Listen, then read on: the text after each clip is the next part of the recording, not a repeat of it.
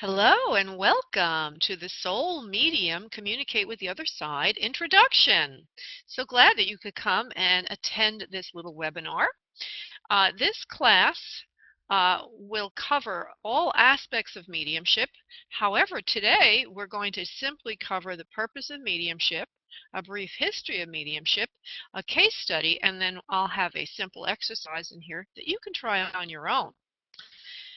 So what is the purpose of mediumship? Well, basically, it's to prove continuity of life for the purpose of healing and growth by communicating with transitioned loved ones. Evidence could include the appearance, what the loved one in spirit looks like, the cause of passing, or other health issues that the loved one in spirit might have had when they were on earth, the names of people that they know or you know on earth or in spirit, or even their own name, which is ideal, holidays, anniversaries, birthdays, ages of people, family members, relationship to sitter. That's a very important one. Is it a father figure, grandfather, mother, son, brother, cousin, aunt, what have you? And then also any personal messages of significance. I find these particularly identifying when I'm working with clients. If the soul and spirit can immediately start talking about something that's going on in the life uh, of the loved one on earth, the sitter. And then another thing that's evidential is how they're communicating with the sitter, the person on earth. For example, are they leaving that person coins? Are they sending them butterflies? Or did they move something in the house or something like that? These quite often are secondary types of evidence. So here's a very, very brief history of mediumship, as this can be obtained elsewhere, and I will not in the actual course spend a lot of time on this, nor today will I do that. But as you probably already know, attempts to communicate with spirits has been documented since early human history. It's only natural. You know, even the Bible references stories of communicating with those that have passed or crossed over. In the United States, mediumship began to become quite popular during the mid 1800s or mid 19th century with the advent of the Fox sisters in upstate New York. And actually, the Fox sisters' experience with communicating with a spirit on the other side are the roots of spiritualism, modern spiritualism. Trance mediums Pascal Beverly Randolph and Emma Britton were among the most celebrated lecturers and authors during the mid-19th century. There's something else called spiritism. There's spiritualism, which I mentioned a moment ago. There's also spiritism. And spiritism was founded by one individual, Allan Kardec. And you might hear the term spiritism or spiritualism. They're a little bit different. And spiritism is based on Allan Kardec's work in claimed conversations by selected mediums. He wrote the Spirits book and then later the Spiritist codification. So he's got very specific belief systems that are part of Spiritism. Spiritualism is a little bit more broad. Maybe there's reincarnation. Maybe we can talk to spirits. That's how it's, I did some research on it, and that's how it's portrayed in the research I've done. So just so that you know, Spiritism was founded by Kardec, and it's a little different than spiritualism. And oh, by the way, they're both forms of religions. Um, so when communication with the other side began, it seemed that a lot of mediums were doing what's called uh, physical mediumship. That's physical demonstrations of the other side, maybe in a port, or it's just physical object, or maybe they created something like a voice box outside of their body using what's called ectoplasm. Uh, and this, a lot of people did fraud with this and caused a downgrade of mediumship. It became unreputable. A lot of people thought they threw out everything. In other words, mediumship is wrong, mediumship is bad. But it didn't ever go away. And from the 30s through the 90s and the 1900s, 1930s through 1990s, it became less practiced, the physical mediumship, but yet channeling gained popularity. Like, for example, Abraham Hicks, Ramtha, Seth Speaks, all that type of material. Channeling started to become more popular than connecting with loved ones who had transitioned to the other side. Uh, but and also physical mediumship, which I'll talk about in a moment what physical is. Physical mediumship is when you try to create physical from the non-physical space of the spirit world. Um, Mental mediumship is when you're simply seeing things either external to yourself or in your mind's eye, or hearing or feeling. It's intangible, it's not physical. And now mediumship is mostly mental mediumship. Another little fact about mediumship is that England is considered one of the top places in the world for practicing mediums. The best quality mediumship tends to come from there. That could be disputed, but it's been held as an opinion for a little bit of time, maybe the last 10 to 15 years. One of the top universities in the world is located in England, called the Arthur Findlay School of Mediumship. Some might wonder, is everyone a medium? And I believe that everyone has some abilities. I'm sure that you and many other people that you know have had some experiences. Like, for example, oh, I had a dream, or oh, I saw my deceased loved one came to visit me or say goodbye. My own father, when his father deceased, he was 17 years old, living in New York, in Manhattan, this like in the 1920s, and he didn't know his father had passed. He was having a dream, awakened from his dream, and there was his father at the foot of his bed and waved goodbye to him. He said goodbye. And the next morning, my father got a telegram that his father had passed away. Now, was my father a medium? No. Could he have been? Maybe. So there's a distinguishment I'm trying to make here. And some people have more talent than others at everything in life, and certainly you understand that. And also, we choose the path before we're born. We choose the parents, we choose the biology of our physical form that would tend to be more predisposed to discuss to communication with the other side. So, just as some of us are born to be a singer, like a Caruso, or have an operatic voice, and that's their talent. Other people come in with the talent to be a medium. So we all have abilities, though. I do believe we all have abilities. So I'm going to just talk to you a little bit about a case study. This was a fascinating experience for me.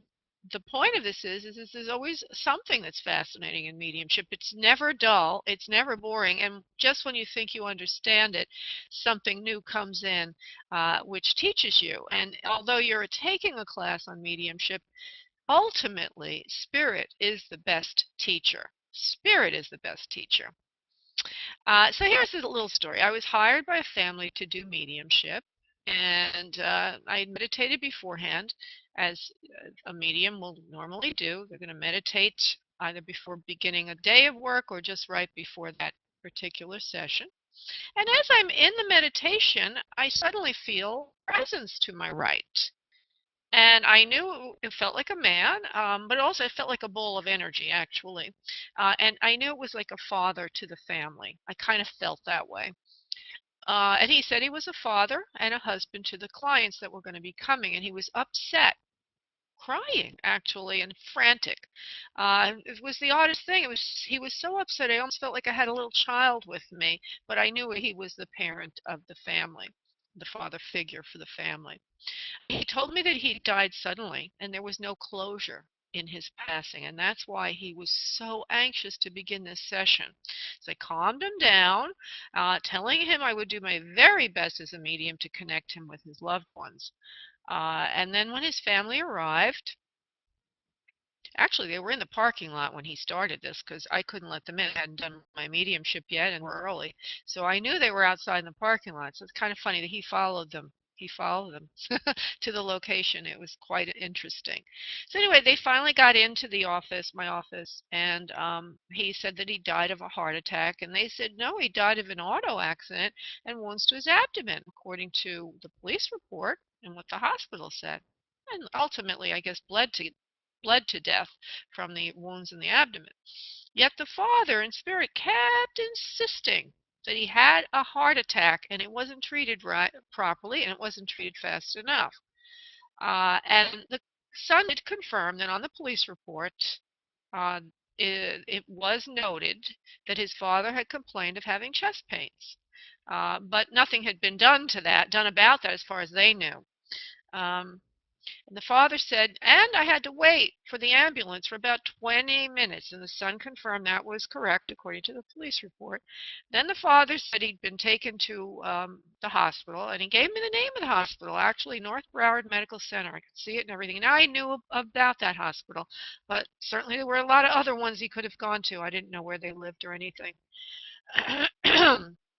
And then in the hospital, he had waited for treatment for a long time on the sidelines. He actually told me that there were more important cases that had to be worked on when he came in, so he didn't get the treatment right away.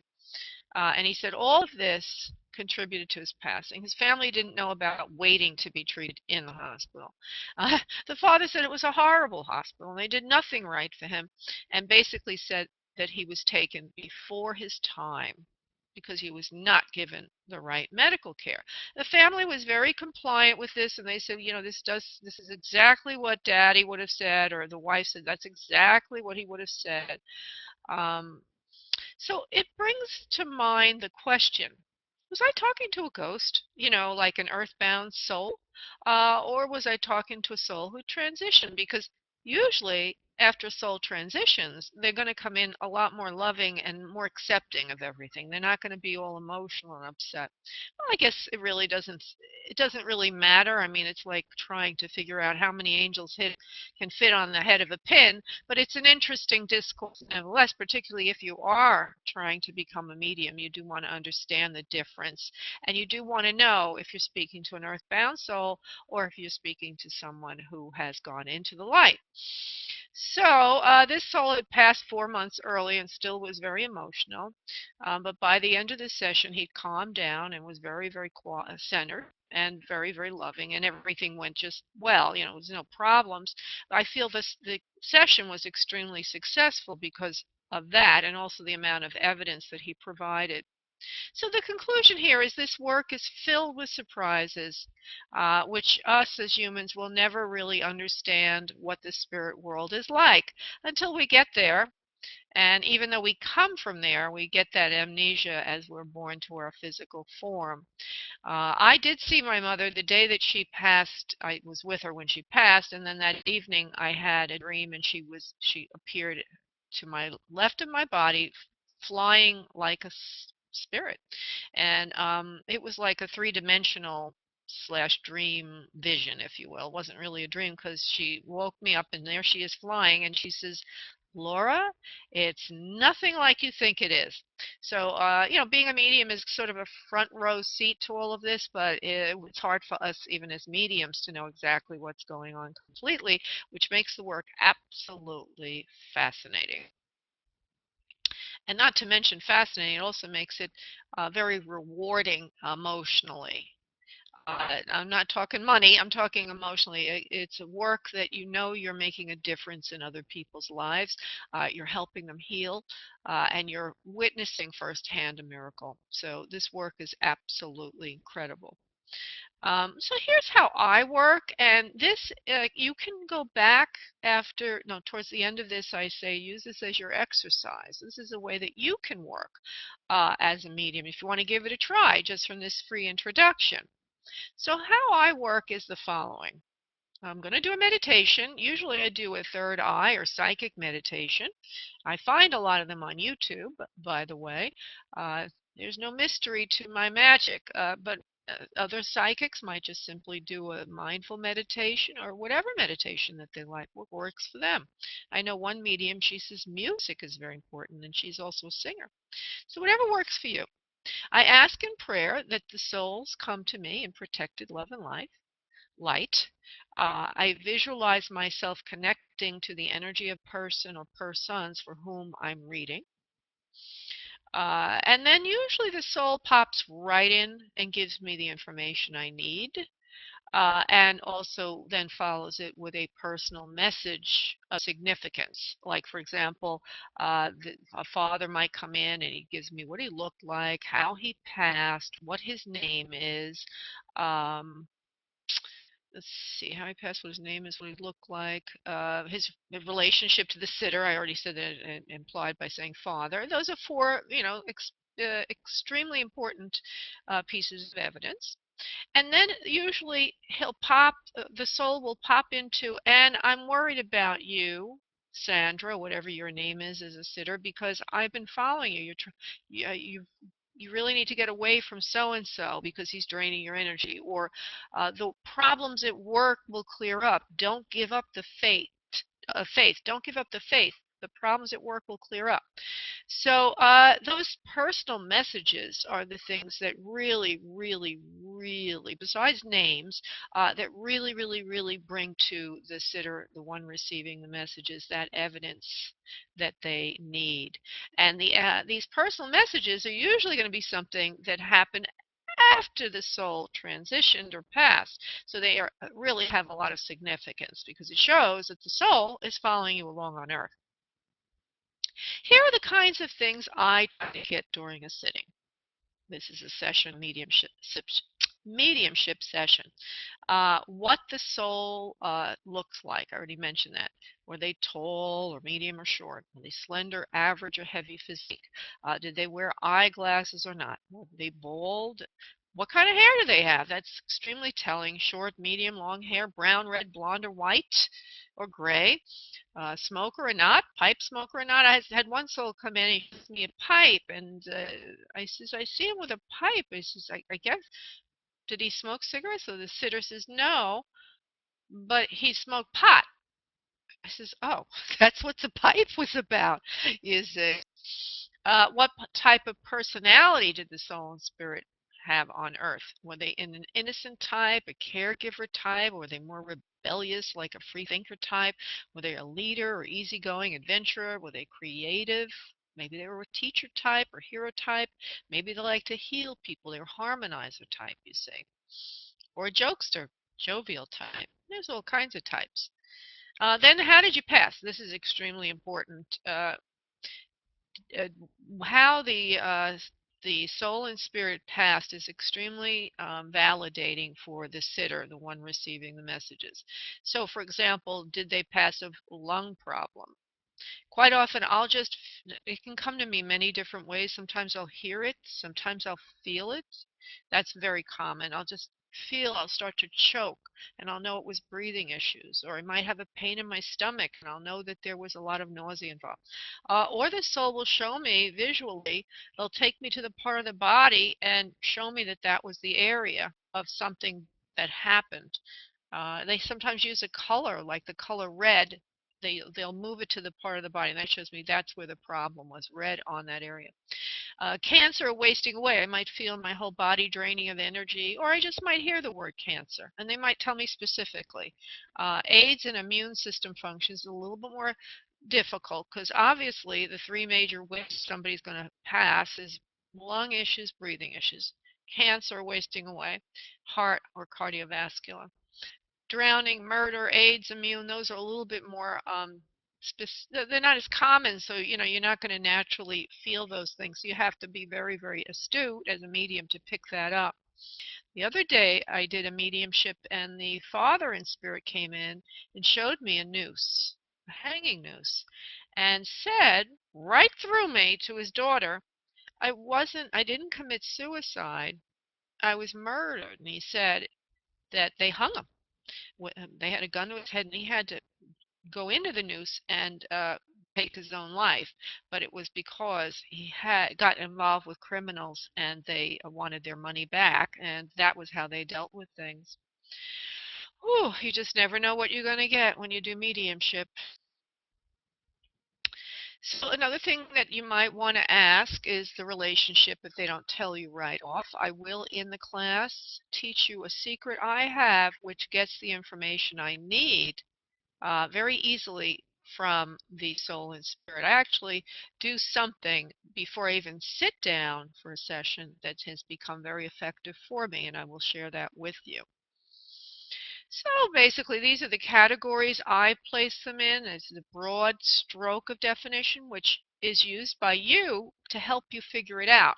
If you look at everything as equal, i.e., oh, I'm just trying to find what the relationship is, it's harder than saying there's three basic energy areas I'm going to go to. Either the generation or several generations older than me, so that would be father or mother figure, an older generation, and then in there you could have an aunt, an uncle, a grandparent, you could have a family friend, but they're in the older generation. Then there's the peer energy group, and that's where you might find spouse, friend, sibling, cousin, etc. Same energy. It comes in as an energy. You'll sense an energy probably. Sometimes you'll hear it, sometimes you'll see it. We all have our predominant psychic sense. And then there's the younger generation, children. And that could be, again, your own, the child of a sitter, which is always a tragedy, a relative, friend of the family, etc. Now, names. Now, I always ask the soul and spirit to give me a name or the first letter of a name. Sometimes get a first letter of a name. If you can get the full name is much better, and think of it this way: if you can get a letter, why not the name? But again, that comes with time. Some people are naturally gifted to get names, but names are extremely potent forms of evidence, and if you get names that they recognize, it's really like a bullseye, and the sitter will love that. But some mediums are naturally gifted to get names, and other mediums are getting other things that are very, very important as well. So, don't worry if you're not getting specifically names all the time, and you can ease into that by looking for letters and then finally go to the names. And I have a technique, again, I use that I set up before the session that helps with that. So I just continue working to see if the soul has anything else to say. I keep it conversational, which is another secret to getting this to work for yourself. And always remembering that I'm not talking to a thing, I'm talking to a person. It just doesn't happen to have a body. The more you are respectful of your communication, the more you're going to get, again, from the soul and spirit. Not all souls know how to communicate equally. Keep that in mind. I I didn't realize it was never taught in any of the classes, but just because they're passed on doesn't mean that they can talk to you. They have to learn also. Now, some souls who've done a lot of have had many lifetimes, they will probably be a lot more capable of communicating with you. They may have been psychic when they were on Earth. They're going to be very easy to communicate with you. But others may have to learn, and sometimes they don't learn. So that's one of the reasons why you may not be able to make a connection. Some souls need to want to communicate. Not all souls want to talk. And not all souls will cooperate. So keep that in mind. Even the most talented of mediums is not always going to hit a home run every time they open up the portal to the other side. And last but not least, this is a guideline. It's by no means conclusive because, as I mentioned, mediumship is an evolving shall we say, craft. It's evolving all the time, and there's no real hard rules. There's only guidelines. So if you'd like to try what I just said, just follow the steps that start. If you can go back on the video recording, go back a few slides and try and do it yourself, and see what you get. Don't feel discouraged if you don't get a hit on the first try, because doesn't mean you won't develop. It simply means you need to work more at it. And some of you may. Some of you may already be doing mediumship. There's certainly a lot to be had in the class to move you ahead. So the complete class will open you up using a series of easy and progressive steps, and even to an advanced level because you can, each time you redo it if you want. That's one of the advantages of video training, is you can go through it once, you'll get one thing out of it. You go through a second time, you'll get a whole other thing out of it, because this is like, for developing yourself, it's like peeling off the layers on an onion. Each time you train and gain a new skill, you're ready for the next skill. And so all of the lessons have been designed so they're classic. And each time you do them, each time you do the exercises, you go to a deeper level. And this short exercise was just to give you a feel for the work. So now, the next steps that I recommend you do is to go to spiritmediumcoach.com and purchase the full class, the Soul Medium video class, and follow directions to gain the contents. As well, you can hire me as a coach on the side to help you. Don't forget, you can play these over and over and over again. As I just mentioned, it's yours once you purchased it. You can lend it to friends. You can use it to teach your own classes once you've gained some skill. You could use the content. It's like a book. You have it, you own it, you use it. Uh, Also, if you complete all of the training that I have, from Soul Abundance, Soul Channel, Soul Psychic, Soul Medium, you will get a master certification, Soul Psychic Healer certification. Each of the individual classes is a certificate of training. And if you have any questions, please feel free to email me at laura@spiritmediumlaura.com. Or you can call me at 954-465-7338. I look forward to working with you in the future, and thank you so much for attending this free webinar, an introduction to Soul Medium class. Thank you so much.